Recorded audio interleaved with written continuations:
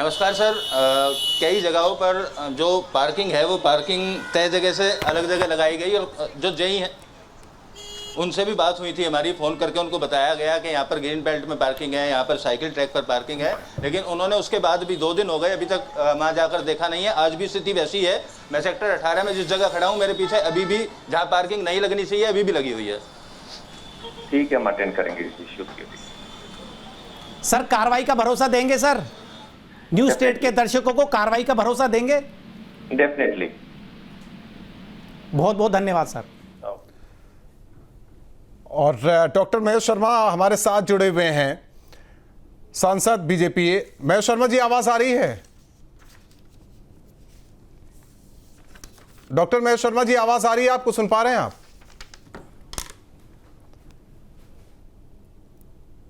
तो एक बार फिर से जुड़ने की कोशिश करेंगे। कई चीजें, जिस तरीके से आपकी सीईओ से बात हुई अनिल, तो कई चीजें ये हो रहा है कि आप कल आइए, ऑफिस में सारी चीजें देंगे, लेकिन रिस्पांस बहुत अच्छा था। रिस्पांस दावा उन्होंने किया है कि कार्रवाई करेंगे। और अमित का रुख कर रहे थे। अमित, जाहिर तौर पर आप कुछ दिखा रहे थे और वही चीज आपने सीईओ को भी बताई कि यहां भी देखिए पार्किंग है नहीं, फिर भी पार्किंग दिखाई दे रही है, यानी कि अवैध रूप से पार्किंग।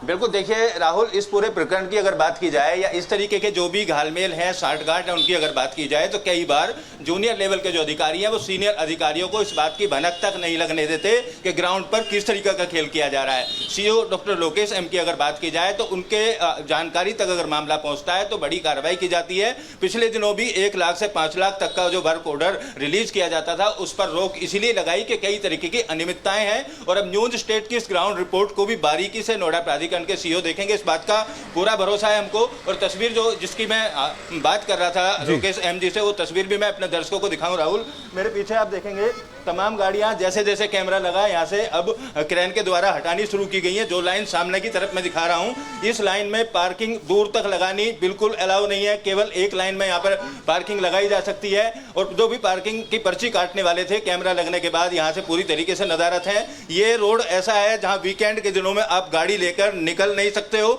और आज क्योंकि मंगलवार का दिन है, वर्किंग डे है, जिस तरीके से गाड़ियां लगी हुई हैं केवल इसी तरीके से गाड़ी लगाने का यहाँ पर जो प्रावधान है, फिलहाल कैमरे को देखकर इनको व्यवस्थित जरूर कर दिया गया है। लेकिन दूसरी साइड की मैं तस्वीर आपको दिखाऊं तो दूसरी साइड में जो गाड़ियां खड़ी हैं, इन गाड़ियों की भी पर्ची इनकी तरफ से काटी जाती है। और पूरे रोड पर न केवल 2 लाइन बल्कि इसके बीच में 1 लाइन और लगा दी जाती है। हमारी ग्राउंड रिपोर्ट है, ग्राउंड रिपोर्ट में अपने दर्शकों को आगे दिखाएंगे कि जो तस्वीर अब बदली हुई नजर आ रही है न्यूज स्टेट की कवरेज के बाद, वो तस्वीर वास्तविक शनिवार को जो हमने रिपोर्ट की थी उस रिपोर्ट में किस तरीके के हालात हैं। फिलहाल हड़कंप मचा हुआ है ऐसे लोगों में जो नियमों को ताक पर रखते हैं। न्यूज स्टेट पर खबर प्रसारित होने के बाद तमाम ठेकेदारों ने अपने यहाँ पर्ची काटने वाले लोगों को अलर्ट कर दिया है कि जितनी भी लीगल पार्किंग है वहां से हटा लिया जाए। तो तस्वीर बदलती हुई नजर आ रही है, असर दिखता हुआ नजर आ रहा है। प्राधिकरण के अधिकारियों ने भी कार्रवाई करने की बात कही है। तो यही हमारा मकसद था कि लोग व्यवस्थित हों और सही तरीके से इस अगर रोड की बात करें, कभी भी आप सैटरडे, संडे या शुक्रवार को आएंगे तो यहाँ से पैदल नहीं निकल सकते हो। जो न्यूज स्टेट की खबर चलने के बाद अब यहाँ से 2 गाड़ियां आराम से निकल सकती हैं।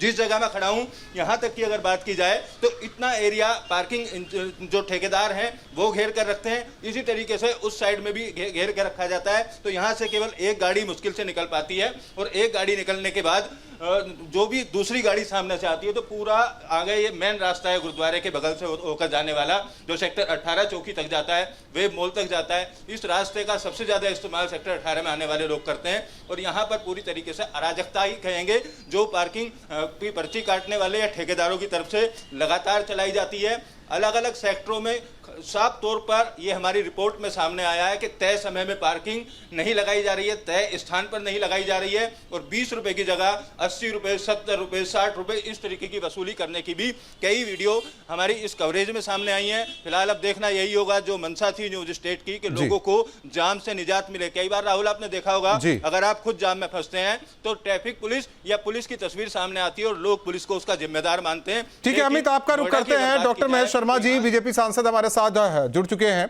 डॉक्टर महेश शर्मा जी, सबसे बड़ी समस्या देखा जाए अगर नोएडा की बात करें तो जाम की समस्या, लेकिन उसके पीछे जो वजह निकलकर सामने आ रही है, हमारे सहयोगी आपको बताएंगे अनिल, कि उसके पीछे उन्होंने क्या पाया है।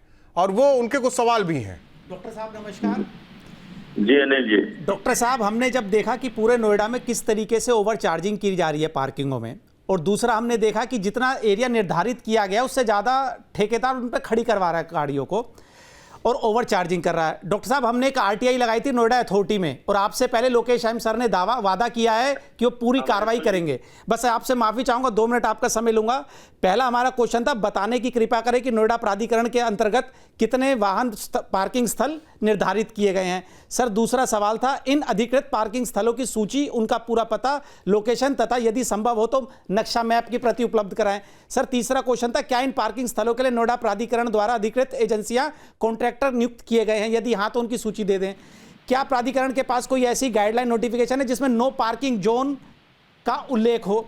इसकी सूची दे दें। क्या 2024 से अब तक अवैध पार्किंग ठेकेदारों के खिलाफ अभी तक कोई कार्रवाई हुई? उसकी सूची दे दें। सर, इसका जवाब जो आरटीआई में ऑनलाइन आना था सर, उसका जवाब आया, सूचना संकलित नहीं है, आवेदनकर्ता एनटीसी कार्यालय में किसी भी कार्य दिवस में उपस्थित होकर प्राप्त कर सकता है। सर, अगले दिन हम गए, अगले दिन सर हम जब गए, मेरे सहयोगी अमित चौधरी और मैं गया, सर 6 पेज का एक कागज दे दिया जाता है, एक भी सवाल, जो 5 सवाल थे, एक भी सवाल का जवाब नहीं दिया जाता सर। उसके बाद सर हमने जब ग्राउंड रिपोर्टिंग करी, ग्राउंड रिपोर्टिंग में हमें क्या मिला? On camera sir overcharging मिली अलग अलग सेक्टर्स में सर, साइकिल ट्रैक पर वाहन खड़े मिले सर, ट्रैफिक जाम मिला सर, वहां से ठेकेदार भाग गए सर, ना कोई वर्दी में मिला सर, और निर्धारित एरिया से भी ज्यादा पार्किंग घेर रखी है सर। हाँ, मैं भी इस शहर में लगभग 42 वर्षों से रह रहा हूँ, और जरूरतों के अनुसार से जितनी पार्किंग की जरूरत थी, जितनी पार्किंग की व्यवस्था होनी चाहिए थी, वो शायद हम ना तो हमारे जिससे पहले जो प्लानर्स थे वो इसकी कल्पना कर पाए, और ना उस जिम्मेदारी को उन्होंने निभाया। आनन फानन में व्यवस्थाएं हुई, मल्टी लेवल पार्किंग, पार्कों के नीचे पार्किंग, और ये सब व्यवस्थाएं हुई। और ये जो आप तीनों विषय आ रहे हैं, ये सबके संज्ञान में है कि ठेकेदारों की अनियमितताएं, ठेकेदार अपने जितना एरिया उनको अलॉटेड होता है उससे ज़्यादा एरिया में पार्किंग कर लेते हैं। ये सब हम लोगों के संज्ञान में भी है। अच्छा किया है आपने इस विषय को नोएडा सीईओ के संज्ञान में लाए हैं। और सर, आप एक जाने माने जनप्रतिनिधि है, और सुबह से शाम तक आप जनता की समस्याओं को सुलझाते हैं। जनता को आपसे बहुत उम्मीद है सर, और दर्शकों को बहुत उम्मीद है आपसे। सर, आप अपनी तरफ से क्या आश्वासन देंगे सर? आपने जो 5 विषय उठाए हैं वो संजीदगी से उठाए हुए विषय हैं, और उन पर अगर सही जवाबदेही हुई तो इस समस्या का समाधान भी होगा, और जो अवैध वसूली के नाम पर या ज्यादा ओवर चार्जिंग के नाम पर जो चीजें गलत हो रही हैं उन पर भी अंकुश लगेगा। और मैं समझता हूं कि ये जरूरत है इस जनता का। अभी शहर की कल्पना, हम आगे आने वाले समय में 4 लाख फ्लैट अभी इस शहर में खाली पड़े हैं या ऑक्युपाई नहीं है, जिसका मतलब 4 लाख परिवार, 4 लाख गाड़ियां और 16 लाख लोग अगले 3 से 5 सालों के अंदर इस शहर में आएंगे। उनके आने की व्यवस्थाएं, उनकी पार्किंग की व्यवस्थाएं, कुछ सेक्टर तो ऐसे बने हुए थे नोएडा के जहाँ के लोगों ने कभी सोचा ही नहीं था कि सेक्टर में गाड़ी वाले कभी रहेंगे। साइकिल या स्कूटर की सोची गई थी, मोटरसाइकिल की सोची गई थी, उनमें अब गाड़ियां, और अब एक घर में 2-2 गाड़ियां होने लगी हैं।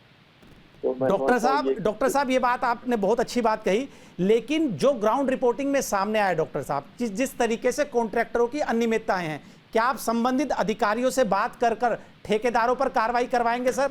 नहीं, तो मैं बिल्कुल आपसे सहमत हूं, और इस अनियमितता को, जिस तरह से आपने 5 सवाल और उनका जवाब मैंने सुना है, ये जवाब उचित नहीं है। इस जवाब की, और मैं कहता हूँ, गहराई से जांच होनी चाहिए। और मैं भी सीईओ नोएडा से कहूंगा कि इसकी अनियमितता की जांच कराएं, और इस पर पारदर्शिता से सबके सामने रखें कि क्या क्या असली डाटा क्या है, और उसके पीछे की कोई अगर कोई भ्रष्टाचार है तो उसको भी रोका जाए।